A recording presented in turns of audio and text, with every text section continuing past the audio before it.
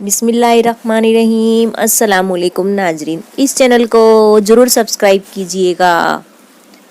आज का लतीफ़ा। पठान इंटरव्यू के लिए गया।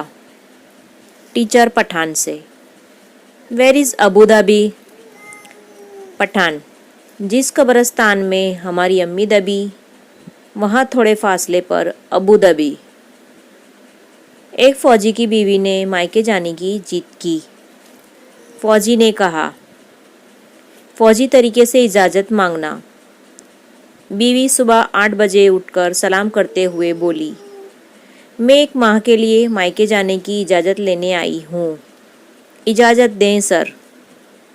फ़ौजी, ठीक है, पर तुमने अपना चार्ज किस को दिया है? बीवी, रहने दो, मुझे मायके नहीं जाना। चाइना में बच्चे का नाम रखने के लिए स्टील के बर्तन को ज़मीन पर पटका जाता है। फिर इसमें से जो आवाज़ निकलती है वो नाम रखा जाता है, जैसे टिंग टोंग टिंग।